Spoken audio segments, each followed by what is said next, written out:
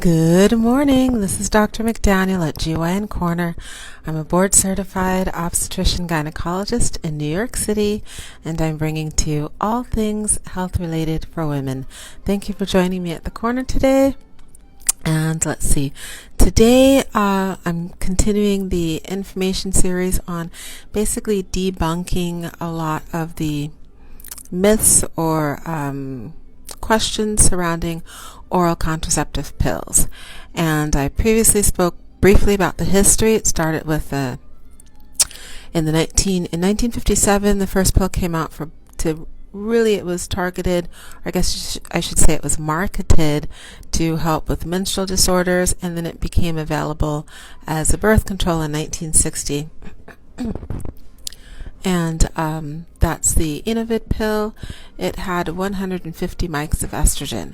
The pills have since come down from 150 mics down to 60, down to 50, down to 30, 35, 35, 30, 25, 20, 10, and 0.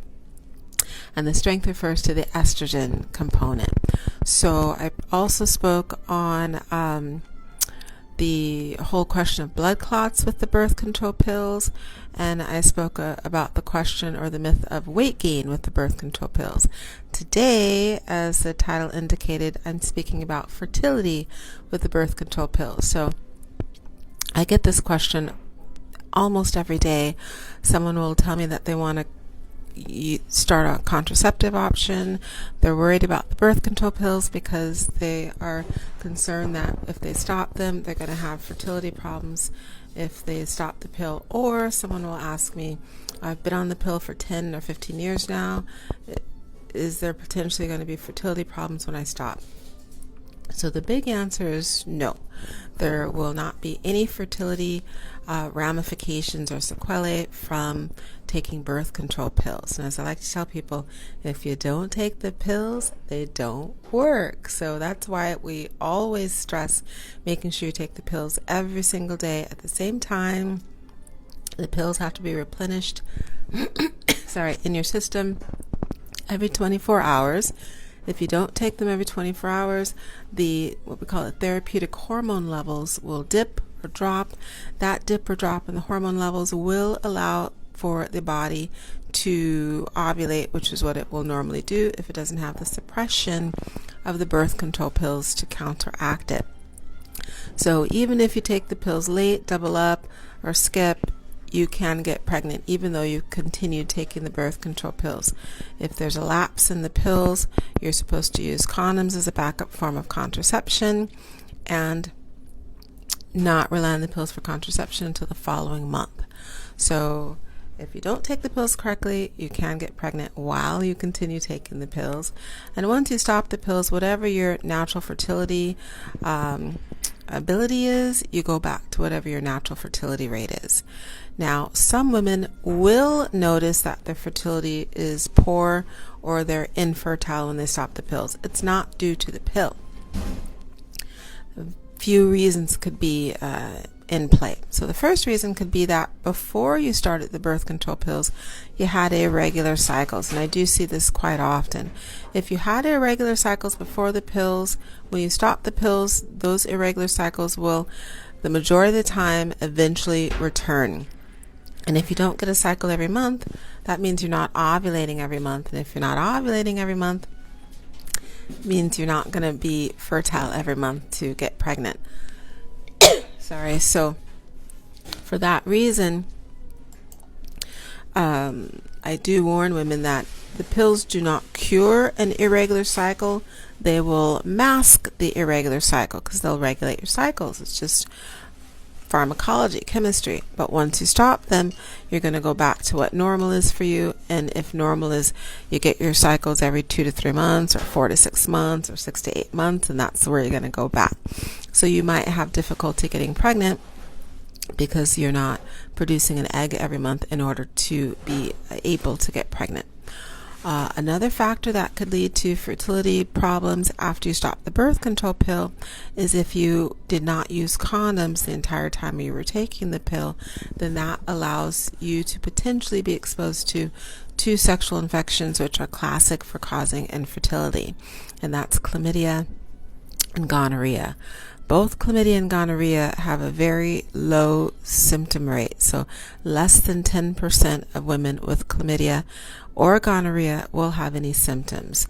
The classic symptoms are what we call PID, or pelvic inflammatory disease, which I spoke about early 2019, and that's fever, chills, nausea, vomiting, pelvic pain. So if you don't have those symptoms, then you're not going to potentially know that you were infected with chlamydia, gonorrhea.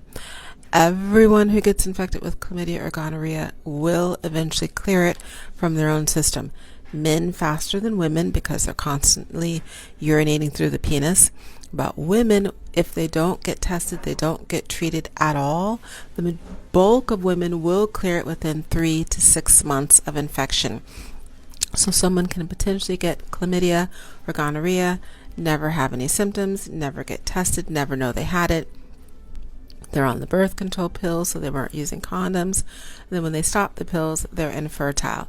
So chlamydia and gonorrhea are the only two infections which can climb up through the vagina, into the cervix, up into the uterus, and even out through the fallopian tubes.